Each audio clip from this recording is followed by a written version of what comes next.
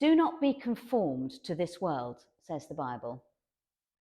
As Baptists, we may not have a standard constitutional structure or a standard liturgy which we use on a Sunday, but nonetheless, the pattern and the practices of our meetings and our worship are determined, conformed by the culture we inhabit, the behaviours we inherit, and the physical structures which house us.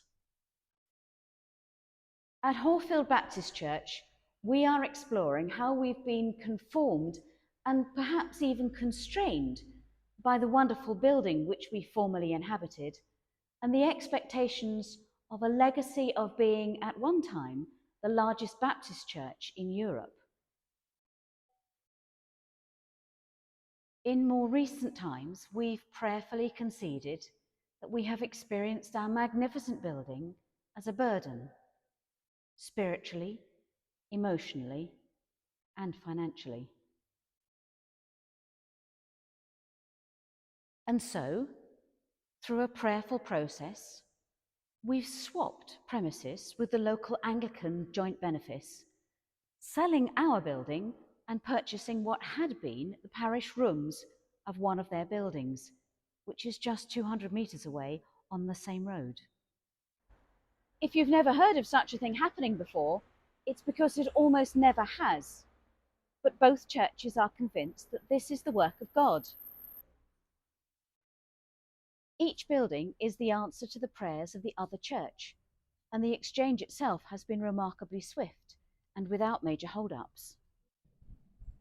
Let me show you around a bit. The building has two major spaces on the ground floor, with toilets, a commercial standard kitchen, and a large room which we will be using as a prayer space in between them. Outside, there's a car park. Who ever heard of such a thing in this busy part of Bristol? And a secluded garden.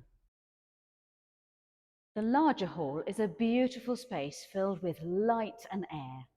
This is where we worship on a Sunday, but it's also hired out during the week and used by lots of local groups with which we now have a relationship. What does your theology or church practice say? Do you have a space which is reserved just for worship? Perhaps you call it the sanctuary. Sharing our space has made us consider how we use the gift from God of our building and how we witness to our faith to the others who use it. This space is our prayer space. Rather than becoming a through room, here is a space to pause, to become aware of God's presence with us at all times, to break with conformity to the busyness of our everyday lives. The smaller of the two halls is our ministry space. In here, we run courses, host breakfasts, and a welcoming space, which is already becoming the basis for outreach to a variety of folks in our local community. Here is where the practical outworking of the other part of that quote from the Bible takes place, allowing ourselves to be transformed by the renewing of our minds in prayer, in ministry, in mission, as we reflect on and explore in active, participative ways on how we are church in a different space.